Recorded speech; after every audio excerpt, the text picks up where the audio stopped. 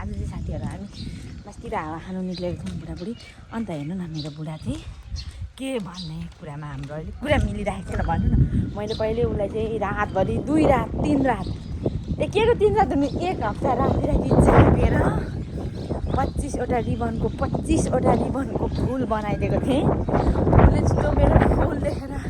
अब एयरपोर्टमा लिनु गयो कि साथीहरू अनि अब साडी लगाएर रातो फुल बोकेर गएको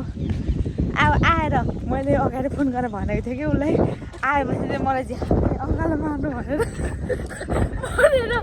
भनेको थिएँ अनि म फुल दिन्छु भनेर भनेको थिएँ यहाँ हेर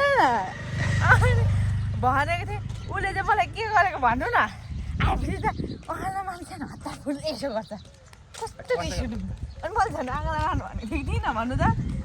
अनि मलाई अनि कति रिस उठेको थियो अब भिडियो बनाउनु पनि लगेर गएको थिएँ क्या दिदीको छोरालाई भिडियो बनाइदिने मान्छे पनि लगेर गएको थिएँ अनि उसले चाहिँ मेरो एक्सपेक्टेसन रियालिटी बनाइदियो कति भिडियो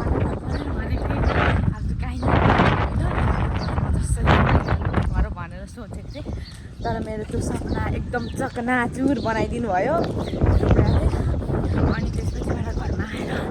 मैले फुल पनि अनि दिएँ उसले मेरो फुल पनि हो घर लग्नु भएन खोइ ती काठमाडौँ होला कति इन्कार गरेँ म चाहिँ कति 7 रात जागी अब दिउँसो त काममा जानुपर्ने अनि राति केटाकेटी हेल्पर लगाई सबिना आरती हेल्पर लगाई आइसा पनि आएको होला त्यसले पनि भेट्यो